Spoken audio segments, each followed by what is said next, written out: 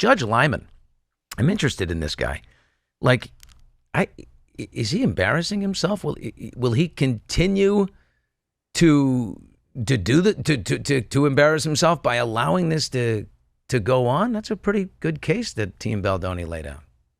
I want to know how long he's going to go with it, right? Because, like, at the beginning, I understand there was like some criticism of, people that have been following the case from the beginning that he was kind of leaning more in favor of Blake. And to be honest, I had some points where I even was kind of like, well, but like, imagine if this were a case where we were in Blake Lively's position and we were making claims of SH and, we were trying to make a case. You would want the judge to really kind of lean in favor of the victim in this case, the perceived victim, because that's what Blake Lively is proclaiming. She was hired as an actress on this set, and then this director was predatory, and he was, lurking and calling her sexy and saying that her spray tan smells yummy and whatnot. And so, you would think that you would want to be a little more favorable to the woman. Obviously fair, but in this case, the victim.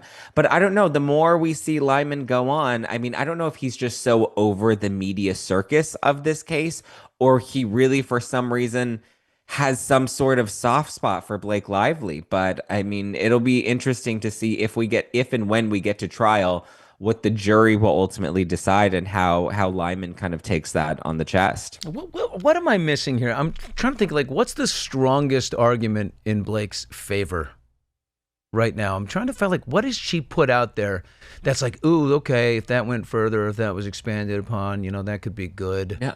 I'm waiting for the smoking gun. Like, I'm waiting for the day, and I've said this from the beginning, because like people will ask me, oh, well, obviously you're Team Baldoni, right? And I'm like, no, I'm the team The Truth, and wherever the truth takes us, I'm willing to be wrong at the end of the day, as long as Blake has something to provide. But a lot of what she's giving us, we get these little slivers that lack context or lack additional details, and it's like, well, if you squint your eyes and tilt your head, like maybe you can see it from her perspective. But I'm waiting for that big smoking gun that Blake has, that really shows that Baldoni was this big, creepy predator that she's claiming that he was. But all we find is that she had a ton of power on set. All of these infractions or instances kind of seem to be isolated instances that severely lack context or are completely miscategorized when we actually see the footage. And I mean, now that we're getting more and more text messages and all of this between Baldoni and his team, it's proving that they really weren't orchestrating this smear campaign against her last summer. So I'm waiting to find out where her smoking gun is, if she even has one, because all of, as I call them, the Blake bots online that are defending her, they're really just trying to mince his words or, pick things out and isolate them in ways that are completely, negligent to the reality, the objective reality that we're all seeing as more evidence comes out. Yeah, I sort of feel like, if she's going to unload a cachet of receipts and evidence that sort of buoy her case, she's going to do it in March 2026. She's got enormous amounts of patience and calm in order to get herself to that place to do it, because she's losing, and she has been losing for the longest time. I mean, TMZ, put up this thing. Oh, she won this. They threw out Justin Baldoni's case. What a great win for Blake. I don't know why they did that. It wasn't a great win for Blake. It wasn't a win at all. They blew it off and said, it was never about us going after $400 million. It was about us making a demonstrative point that our client, that Justin, is innocent. So if she's got something great and hasn't shared it until now, I think their operations are terrible. And she's also very patient because she's getting beat up along the way. When it comes and she unloads a cachet, is there any chance that we're all left going, wow, Blake? At this point, I don't think so, because it's like, I'm trying to think of what she could possibly have, right? She doesn't have any of the footage. Wayfair owns the footage. Are there receipts that we've seen? I mean, like, there's nothing but Baldoni receipts. No, we have text messages from him, emails from him, basically saying that they felt like they were being extorted. They had to write the PGA letter. They wrote the email to their attorney saying that they wrote the letter basically under duress. We have, all of this footage that continues to come out, that continues to dismantle her claims, that it's not like she has, unless she really does have some hidden audio or footage, which I highly doubt at this point. all she's going to be able to bring to the table are testimonies, maybe from Brandon Sklenar, maybe from Jenny Slate, where they were like, he was a creep. But even so, like, I feel like Baldoni's even been strong enough. We've seen footage of Baldoni and Isabella Ferrer on set where she clearly seems comfortable around him. Oh, she wrote an incredible, like, glowing. She wrote the craziest glowing thank you for the most wonderful, in detail, like, you know, first filming experience for me. I felt so protected. She even used like safe space, you know, and all these terms about how, you know, well she felt taken care of. Even Brandon Sklenar, Baldoni's team, has said that they have numerous bro text messages between the two of them that I'm sure if those come out, that'll show that Brandon Sklenar didn't seem to have a contentious relationship with Baldoni, nor do we even know if he witnessed anything contentious with him and any of the other women on set. And the only two we can really think of are going to be Jenny Slate and Blake Lively. Because, I mean, Isabella's case essentially has been dismantled. There's nothing that she can really say at this point that can counter any of, I mean, we have the footage of her with Baldoni on set. We have the text that she wrote to him, and we have her EPK excerpts from the interview that she gave while on the set of It Ends With Us. That, like, that completely blows any narrative out of the park. That it doesn't look like Blake has a strong case at all, outside of anybody that she can, you know, what is she listed Gigi Hadid, who, and Alexis Bledel and America Ferrera, who can testify that they know that Blake Lively suffered losses within her companies. Like, I don't understand how that's going to be hard-hitting evidence to really make her case in front of a jury. We just saw, you know, in the motion for summary judgment, you know, Brian Friedman and his team put together, they shared that text thread with Rainn Wilson and Andy Grammer and all these people. Okay, so don't you have a text thread with Alexis Bledel and the other sisters of the Traveling Pants?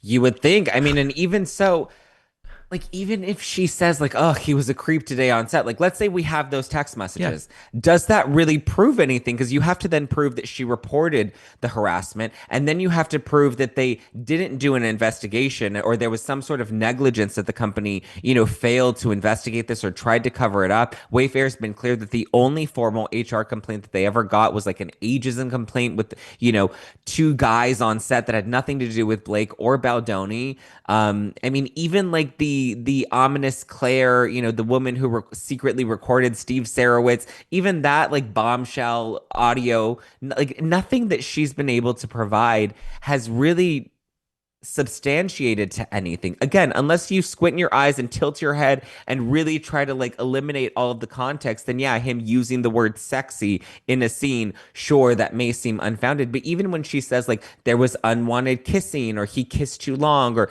he was, you know, improvising more kissing, or biting my lip, we have so much footage at this point, whether it was paparazzi footage from the street or footage that Wayfair has now submitted themselves, shows that Blake is the one that has also initiated that same type of behavior. So it's hard to claim that she felt, you know, harassed by him with the same behavior that she herself was exhibiting on set as they're playing two lovers in this movie. Yeah, the kiss that she planted, the video is damning. I mean, it's like, and by the way, I think I just said a moment ago that might be, you know, she gets a lot of heat for having terrible ideas.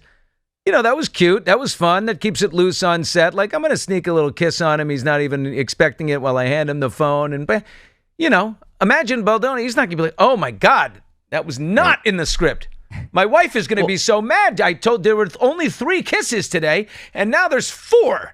And she's going to be so mad. Like, because that's how it happens on the set. When you are playing lovers, you don't orchestrate. Everybody that's like, oh, well, you know, he nibbled on her lip, or he kissed her neck. It's like, when you're orchestrating this type of scene between two people that are playing lovers, you have this understanding. That's why I kind of loved when Gwyneth Paltrow came out a couple months ago, and she was just like, what are intimacy? Like, what is this? Like, are we not adults that are grown, you know, that know that we're playing lovers in this scene, that are going to be intimate together? Like, it's one thing if it's like, you know, a full-on sex scene versus just an intimate scene. Like, you kind of know the basics. of, what the scene is going to entail. And in this case, they were playing two love interests that, to me, it's just so outlandish that she's just, taken aback by the fact that there, was we're making out and he slipped his tongue too far down my throat. Or like, it's just so crazy how she's really trying to stretch this. But it goes back to my original theory that I don't think she ever thought her case would go this far.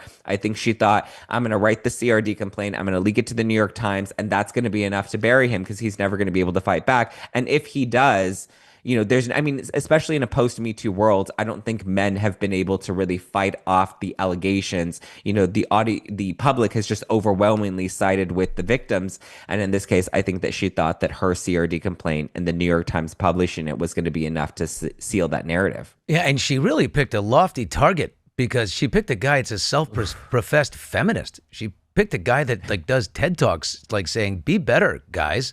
We can be better men." And he stands, it's like, You're not only going after, the man on the set, but a guy that literally would be the biggest fraud on the planet if he was proven to be, everything that he says he's not, right? Well, I think because she thought that that would be the bigger bombshell, right? Like this fake feminist that's coming out here and then preying on women behind the scenes. But I'm like, great. If that were the story, if that were the headline, we would have a flood of women. Remember when Harvey Weinstein first went down? A flood of women came out.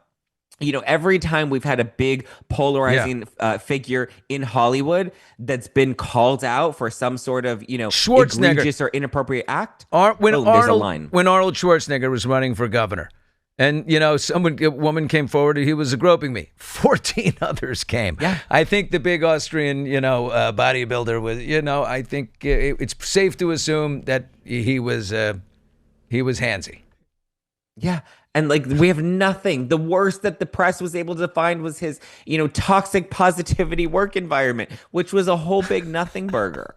Like, it's insane to me that they're still trying to run with this narrative that he was clearly, if you had multiple instances, if Jane the Virgin herself came out and was like, he was completely inappropriate. We've had people from those sets that have now spoken out or done their TikTok videos. Nobody has any of these experiences with Justin Baldoni at all. Yeah.